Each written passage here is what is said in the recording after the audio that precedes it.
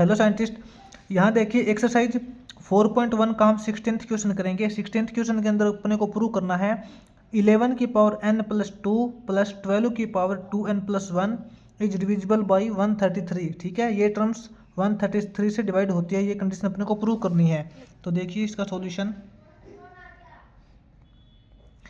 Scientist सबसे पहले हम इसको चेक करते हैं 8 n इज इक्वल टू 1 के लिए। ठीक है, n इज इक्वल टू 1 के लिए इसको चेक करेंगे।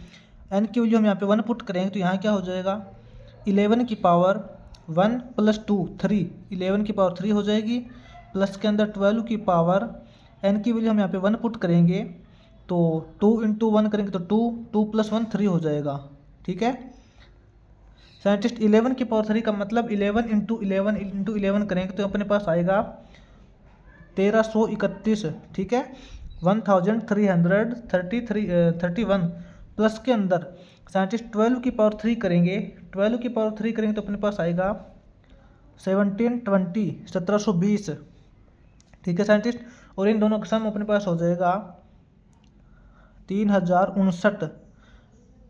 ठीक है, 3059 हो जाएगा। साइंटिस्ट अपने पास ये देखिए 3059 आ गया तो ये तो 133 से डिवाइड होता है। ठीक है साइंटिस्ट, ये जब 3059 को 133 से डिवाइड करेंगे तो अपने पास रिजल्ट आएगा 23। तो हम इसके बोल सकते हैं कि दिस इज डिविजिबल बाई 133।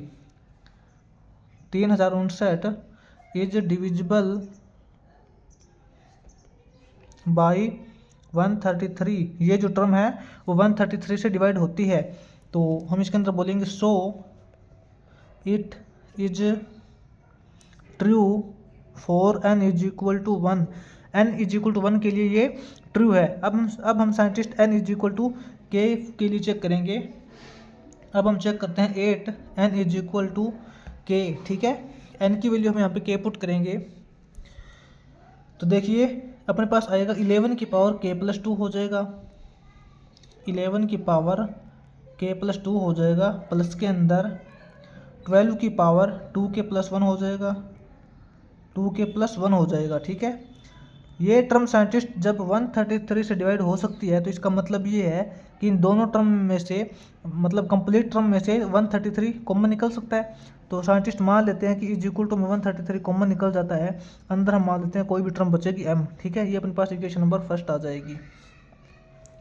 अब हम साइंटिस्ट इसको उसी प्रकार चेक करते हैं 8 n is equal to k plus 1 के लिए। ठीक है, n is equal to k plus 1 के लिए इसको चेक करेंगे तो यहाँ पे क्या हो जाएगा 11 की पावर हो जाएगी, k की वैल्यू हम k प्लस 1 पुट करेंगे तो यहाँ पे हो जाएगा 11 की power k plus 1 plus 2 k plus 3 हो जाएगा, k प्लस 3 हो जाएगा। ठीक है, प्लस के अंदर 12 की पावर 2k प्लस 1 है तो साइंटिस्ट 12 की पावर कितनी हो जाएगी k की पावर हम यहाँ पे k की वैल्यू हम यहाँ पे पुट करेंगे k प्लस 1 तो 2 इंटू k प्लस 1 करेंगे, एक बार इस 1 को छोड़ दीजिए, 2 इंटू k प्लस 1 करें तो यहाँ पे हो जाएगा 2k प्लस 2। ठीक है, 2k प्लस 2 प्लस 1 ये हो जाएगा 2k प्लस 3, 2k प्लस 3 हो जाएगा अपने पास।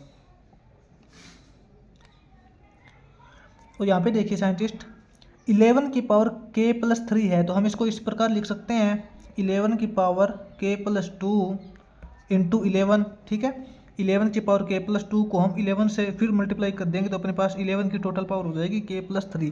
तो हमने 11 की पावर k प्लस 3 को इस फॉर्म में लिख दिया 11 की पावर k प्लस 2 इंटू 11। ठीक है, प्लस के अंदर 12 की पावर अपने पास हो जाएगी 2k प्लस 3 और ये साइंटिस्ट अपनी इक्वेशन नंबर सेकंड बन जाएगी। अब साइंटिस्ट वही केस करते हैं हम, इसके अंदर देखिए फ्रॉम इक्वेशन नंबर फर्स्ट से अपने पास वैल्यू आ जाएगी 11 की पावर k प्लस 2 की, 11 की पावर k प्लस 2 की वैल्यू निकालेंगे वो इज इक्वल टू हो जाएगा 133m माइनस 12 की पावर 2k प्लस 1। ठीक है, हमने यहाँ पे इक्वेशन नंबर फर्स्ट से 11 की पावर k प्लस 2 की वैल्यू निकाल ली और ये वैल्यू हम पुट करेंगे पुट इन इक्वेशन सेकंड। ठीक है, इक्वेशन सेकंड अपने पास ये है, इसके अंदर देखिए 11 की पावर k प्लस 2 है, 11 की पावर k प्लस 2 की वैल्यू हमने यहाँ से निकाली है ये पुट करेंगे इसके अंदर 133m माइनस 12 की पावर 2k प्लस 1, ठीक है, इंटू के अंदर 11 है प्लस 12 की पावर 2k प्लस 3 है, 12 की पावर 2k प्लस 3 है, ये कर दिया। अब इसके अंदर देखिए, इसके अंदर क्या करेंगे साइंटिस्ट, ये जो 11 है इसकी मल्टीप्लाई कर देते हैं इसके साथ में, ये क्या हो जाएगा अपने पास हो जाएगा 11 इंटू 133m, ठीक है। हम 11 और 133 की मल्टीप्लाई करके नहीं लिखेंगे, हम डायरेक्ट इतना ही लिखेंगे 11 इंटू 133m, ठीक है, माइनस के अंदर 11 इंटू 12 की पावर 2k प्लस 1, 12 की पावर 2k प्लस 1, ठीक है, प्लस के अंदर साइंटिस्ट अपने पास ये टर्म देखिए 11 की पावर 2k प्लस 3 है, तो हम इसको इस प्रकार से लिख सकते हैं क्या, 12 की पावर 2k प्लस 1 इंटू 12 की पावर 2, ऐसे लिख सकते हैं ना। 11 की पावर 2k प्लस 1 है, इसको हम 12 की पावर 2k प्लस 1 है, इसको हम 12 की पावर 2 से मल्टीप्लाई कर देंगे तो 12 की पावर टोटल हो जाएगी 2k प्लस 3 हो जाएगी, ठीक है। तो हमने इसलिए इसको इस फॉर्म में लिख दिया, ठीक है। अब यहाँ पे देखिए आप, अपने पास साइंटिस्ट कुछ कॉमन निकल रहा है, अपने पास यहाँ पे अब टोटल 3 टर्म आ गई है, ये फर्स्ट टर्म है अपने पास, ये सेकंड टर्म है और ये अपने पास थर्ड टर्म है। साइंटिस्ट इसमें जो देखिए सेकंड और थर्ड टर्म में से कुछ कॉमन निकल रहा है, एक बार ये यहाँ देखिए 11 इंटू 133m, ये सेकंड टर्म और ये थर्ड टर्म है, इसमें से साइंटिस्ट हम कॉमन निकाल लेते हैं। यहाँ पे देखिए माइनस का सिंबल लगा के हम यहाँ पे ये कॉमन निकाल लेते हैं, 12 की पावर 2k प्लस 1, 12 की पावर 2k प्लस 1 कॉमन निकाल लेते हैं, ठीक है। इसमें से जब साइंटिस्ट 12 की पावर 2k प्लस 1 कॉमन निकल जाएगा तो यहाँ बचेगा 11, ठीक है, क्योंकि हमने माइनस का सिंबल लगा के माइनस कॉमन निकाला है। अब यहाँ क्या बचेगा, यहाँ प्लस का है तो प्लस माइनस यहाँ पे माइनस हो जाएगा, ठीक है, क्योंकि यहाँ पे माइनस कॉमन निकाला है तो माइनस माइनस करेंगे तो प्लस ही आएगा, कोई प्रॉब्लम नहीं आएगी, तो यहाँ पे माइनस का सिंबल आएगा। यहाँ पे फिर देखिए 12 की पावर 2k प्लस 1 तो कॉमन निकल के अंदर बचेगा 12 की पावर 2, 12 की पावर 2 बचेगा साइंटिस्ट, ठीक है, और 12 की पावर 2 का मतलब होता है 144, ये रिजल्ट आएगा अपने पास। अब यहाँ पे देखिए 11 इंटू 133m माइनस 12 की पावर 2k प्लस 1, ठीक है, इंटू 11 माइनस 144 करेंगे तो साइंटिस्ट अपने पास आएगा माइनस का 133, ठीक है। तो यहाँ आ जाएगा अपने पास 11 इंटू 133m, और ये दोनों माइनस के हैं, माइनस माइनस प्लस करेंगे कोई फ़र्क नहीं पड़ेगा, अगर हम यहाँ से भी अगर हम प्लस का सिंबल कॉमन निकालते तो भी सोल्व हो जाता, कोई फ़र्क नहीं पड़ेगा। प्लस के अंदर ये हो जाएगा अपने पास 133 इंटू 12 की पावर 2k प्लस 1, ये हो जाएगा। अब साइंटिस्ट यहाँ पे देखिए अपने पास ये टर्म आ गई है। अब अगर इस टोटल टर्म में से 133 अगर कॉमन निकलता है तो हम यहाँ पे बोल देंगे कि this term is divisible by 133। तो देखिए अपने पास दो ही टर्म है, दोनों में से 133 अपने पास कॉमन निकल रहा है। 133 हमने यहाँ से कॉमन निकाल लिया तो यहाँ क्या बचेगा, यहाँ बचेगा अपने पास 11m प्लस यहाँ से 133 कॉमन निकलेगा तो यहाँ बचेगा अपने पास 12 इंटू 2k प्लस 1, ठीक है। टोटल टर्म में से 133 कॉमन निकल गया तो हम यहाँ पे बोलेंगे this is divisible by 133 proved, this is divisible by 133 proved, ठीक है। ये हो जाएगा साइंटिस्ट अपना 16th क्वेश्चन। अब हम करेंगे आगे 17th क्वेश्चन। तो साइंटिस्ट देखिए 17th क्वेश्चन के अंदर अपने को प्रूव करने के लिए बोला है 1 स्क्वायर प्लस 2 स्क्वायर प्लस 3 का square plus up to n square है वो ऑलवेज ग्रेटर देन रहेगा n क्यूब अपॉन 3 से, ठीक है। साइंटिस्ट हम नेचुरल नंबर के जो स्क्वायर का सम करते हैं अप टू n स्क्वायर तक वो हमेशा ग्रेटर रहता है किससे, n क्यूब अपॉन 3, ठीक है। तो n की वैल्यू साइंटिस्ट कुछ भी हो सकती है। तो सबसे पहले देखिए इसको हम सोल्व करेंगे।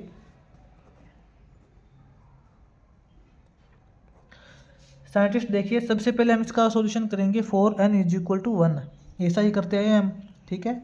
इसको चेक करते हैं। 4n is equal to 1, N की वैल्यू 1 पुट करते हैं, यानी कि नंबर ऑफ टर्म्स हम 1 लेते हैं। इस तरफ देखिए नंबर ऑफ टर्म्स अगर हम 1 लेंगे तो यहाँ पे क्या हो जाएगा 1 का स्क्वायर, यानी कि एक ही टर्म लेनी है हमें, इज इक्वल टू एन की वैल्यू यहाँ पे हम 1 पुट करेंगे 1 का क्यूब अपॉन 3, ठीक है। इज इक्वल टू नहीं साइंटिस्ट, ग्रेटर देन का सिंबल लगेगा, ठीक है। यहाँ देखिए अब 1 का स्क्वायर साइंटिस्ट 1 होता है, 1 ग्रेटर देन 1 का क्यूब 1 होता है 1/3 साइंटिस्ट। ये देखिए 1 ग्रेटर देन 1/3, 1 तो 1/3 से ग्रेटर है, तो हम बोलेंगे this is true for n is equal to 1, this is true for n is equal to 1। जब हम n की वैल्यू 1 पुट करते हैं तो ये ट्रू होता है। अब साइंटिस्ट हम इसको करते हैं 8n is equal to k। देखिए 8n is equal to k put करते हैं हम, तो यहाँ पे अपने पास क्या होगा 1 का स्क्वायर प्लस 2 का स्क्वायर प्लस 3 का square plus up to k square greater than k cube upon 3 करेंगे, k क्यूब अपॉन 3, ठीक है। अब यहाँ पे एक बात आप सोचिए साइंटिस्ट, अगर ये वैल्यू ग्रेटर है k क्यूब अपॉन 3, इस वैल्यू से ये वैल्यू ग्रेटर है, तो इन दोनों को अगर इक्वल करना चाहें तो हमें क्या करना पड़ेगा साइंटिस्ट। ये जो टोटल टर्म है ये बड़ी है इस टर्म से, अगर हम इन दोनों को इक्वल करना चाहें तो क्या करना पड़ेगा। देखिए 1 square plus 2 square plus 3 square plus up to k square, अगर इस टर्म को हम इस टर्म के इक्वल करना चाहें, ये ग्रेटर का सिंबल हटा के इक्वल का सिंबल लगाएं, यानी कि दोनों टर्म्स को हम इक्वल करना चाहें तो हमें क्या करना पड़ेगा k cube upon 3 plus l, ठीक है। मान लेते हैं कि साइंटिस्ट ये तभी ये जो टर्म है ये इससे छोटी है, ठीक है। इन दोनों को बड़ा करने यानी कि इन दोनों को इक्वल करना पड़ेगा, तो इसका मतलब तो यही है ना, छोटे वाली के अंदर हमें कुछ ना कुछ ऐड करना पड़ेगा। तो मान लेते हैं कि छोटे वाली टर्म के अंदर हमने l ऐड कर दिया, कुछ भी ऐड कर दिया, तो मान लेते हैं कि ये इक्वल हो जाएगा। तो जहाँ पे ये जो l की वैल्यू है ना, l ग्रेटर देन 0 होगा, ठीक है। l की वैल्यू हमें ग्रेटर देन 0 लेनी पड़ेगी, यानी कि 0 से बड़ी लेनी पड़ेगी, तभी ये दोनों इक्वल हो सकती है, ठीक है साइंटिस्ट। और ये अपने इक्वेशन नंबर फर्स्ट बन गई, ये जो अपनी इक्वेशन नंबर फर्स्ट है, ठीक है। अब देखिए साइंटिस्ट, अब हम करते हैं 8n is equal to k plus 1, n is equal to k plus 1 के लिए सोल्व करेंगे इसको। यहाँ क्या हो जाएगा 1 का स्क्वायर प्लस 2 का स्क्वायर प्लस 3 का square plus up to k plus 1 का स्क्वायर, ठीक है। k प्लस 1 का square greater than k plus 1 का क्यूब अपॉन 3, ये आएगा, ठीक है। तो साइंटिस्ट यहाँ पे देखिए अब 1 का स्क्वायर प्लस 2 का स्क्वायर प्लस 3 का स्क्वायर प्लस अप टू ये k प्लस 1 का स्क्वायर है, इससे पहली टर्म क्या होगी आपको पता है कि जो हर एक नेक्स्ट टर्म है वो अपने पहली टर्म से एक ज़्यादा है, ठीक है। तो इससे पहली टर्म क्या होगी, इससे एक कम होगी, यानी कि यहाँ पे होगा k स्क्वायर हो जाएगा, ठीक है। k square plus k plus 1 का square greater than k plus 1 का क्यूब अपॉन 3, ठीक है। साइंटिस्ट ये देखिए अब 1 square plus 2 square plus 3 square up to k square, इस k स्क्वायर तक की वैल्यू अपने पास आ चुकी है इक्वेशन नंबर फर्स्ट के अंदर, ठीक है। ये जो k स्क्वायर तक की टर्म है इसकी जो वैल्यू अपने पास ये देखिए k cube upon 3 plus l हमने ऑलरेडी फाइंड कर रखी है इक्वेशन नंबर फर्स्ट के अंदर, तो इसकी वैल्यू हम ये डायरेक्ट पुट कर देंगे। इसकी जगह क्या लिखेंगे k cube upon 3 plus l, ठीक है। इतने की वैल्यू अपने पास ये आ गई, प्लस के अंदर ये वैल्यू रह गई, प्लस के अंदर k प्लस 1 का स्क्वायर, ये ऑलवेज ग्रेटर रहेगा इस वैल्यू से, ये हमें प्रूव करना है अब, ठीक है। अब देखिए इसको प्रूव करेंगे हम। साइंटिस्ट यहाँ पे देखिए k क्यूब अपॉन 3 है, प्लस के अंदर l है, प्लस के अंदर k प्लस 1 का स्क्वायर है। तो सबसे पहले तो देखिए इसका स्क्वायर ओपन करते हैं हम, इसका स्क्वायर ओपन हो जाएगा k square plus 1 plus 2k, ठीक है, ग्रेटर देन अब हम यहाँ पे इसका क्यूब ओपन करेंगे। k+1 का क्यूब क्या हो जाएगा, k³ + 1 plus a³ + b³ + 3ab होता है, 3ab 3 क्या हो जाएगा इंटू a+b फिर होता है k+1, ठीक है, ये हो जाएगा। तो यहाँ देखिए अपने पास क्या रिजल्ट आया है, k³/3 plus k² plus 2k plus l plus 1, ठीक है, greater than k³ + 1 plus 3k² plus 3k, ठीक है, अपने पास ये रिजल्ट आया है। अब यहाँ पे देखिए साइंटिस्ट